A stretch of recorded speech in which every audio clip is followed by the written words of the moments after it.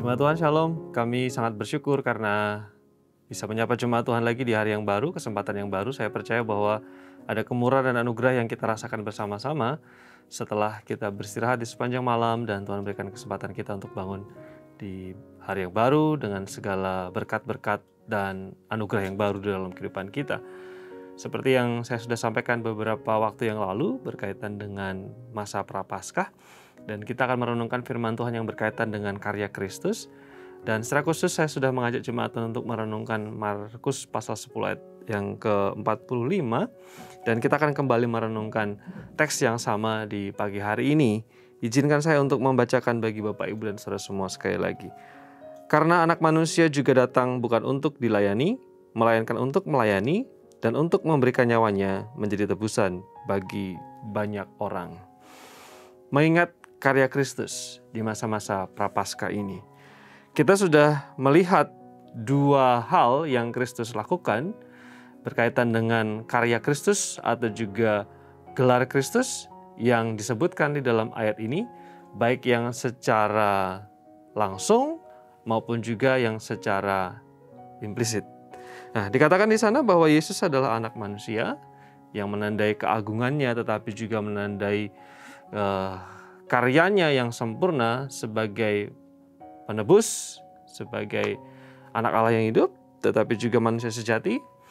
Lalu kemudian kita juga belajar bahwa Yesus sebagai hamba yang menandai ketaatan yang sempurna untuk mengerjakan kehendak Bapa.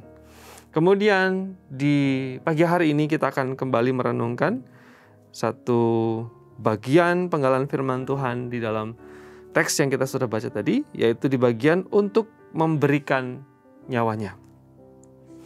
Kristus datang dengan tujuan untuk memberikan nyawanya, dikatakan di sana. Paskah berkaitan dengan pengorbanan. Paskah berkaitan dengan karya Kristus yang mengorbankan segala sesuatu termasuk nyawanya. Peristiwa ini tentu akan mengingatkan kita bersama tentang asal muasal Paskah atau Paskah yang pertama, yaitu terjadi ketika bangsa Israel keluar dari tanah perbudakan, yaitu tanah Mesir. Di malam hari itu, ketika mereka siap-siap untuk meninggalkan Mesir, lalu firman Tuhan mengatakan supaya mereka menyembelih anak domba Paskah. Lalu kemudian darahnya harus dioleskan ke ambang pintu. Yang terjadi adalah, dikatakan di dalam firman Tuhan, malam hari itu, ketika malaikat maut menjelajah daerah itu, maka setiap kali malaikat maut melihat tanda ada anak domba yang darahnya dipercikkan di ambang pintu itu, maka maut melewati.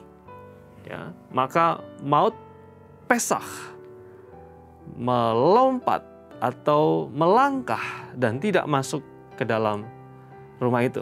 Sehingga keluarga yang menorehkan darah di ambang pintu jadi selamat. Karena maut lewat atau maut pesah, dari kata itulah muncul kata Paskah. Keselamatan anak-anak sulung dari bangsa Israel yang malam hari itu tidak mati karena ada darah, karena ada nyawa yang ditumpahkan, yaitu darah domba Paskah.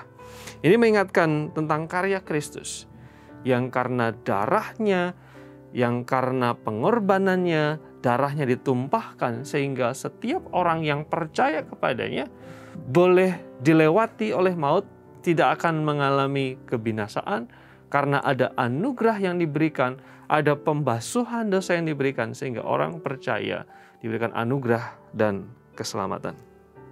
Ini adalah sebuah anugerah besar ketika menyadari, mengingat kembali Yesus yang datang di dalam peristiwa Paskah itu, yang berkarya di dalam peristiwa Paskah itu adalah Sang Anak Domba Allah. Firman Tuhan mengatakan bahwa anak domba yang tidak ada noda, tidak ada celah, korban yang sempurna, korban yang sejati, yang sekali untuk selama-lamanya. Saya dan saudara adalah orang-orang yang menikmati anugerah, keselamatan, pembebasan, pesah dari maut itu karena Sang Anak Domba Allah memberikan nyawanya. Pertanyaan bagi kita semua untuk kita renungkan adalah, Bagaimana respon kita ketika kita tahu bahwa karya Kristus, bahwa Sang Mesias itu, bahwa Sang Penebus itu sudah mengorbankan dirinya untuk kita? Akankah kita sia-siakan? Akankah kita anggap lalu saja? Bagaimana respon kita? Biarlah pertanyaan ini kita renungkan bersama-sama di sepanjang hari ini, sambil kita terus memikirkan firman Tuhan. Biarlah anugerah Tuhan dan kemurahan Tuhan bersama dengan kita, Bapak, Ibu, dan Saudara yang dalam Tuhan Yesus Kristus. Mari kita berdoa. Bapa di surga, dalam nama Yesus, terima kasih karena kami diizinkan untuk merenungkan kembali firman Tuhan. Terima kasih memuji Engkau, Kristus, Sang Anak Domba Allah, yang karena darah-Mu dicurahkan, sehingga kami boleh beroleh anugerah dan selamat. Berkati jemaat Tuhan yang akan beraktivitas sepanjang hari ini. Mohon kemurahan-Mu untuk yang sakit, Tuhan berikan kesembuhan. Yang susah, Tuhan hiburkan. Yang lemah, Tuhan kuatkan. Di dalam kasih dan anugerah, di dalam Yesus Kristus kami bersyukur dan kami berdoa. Amin.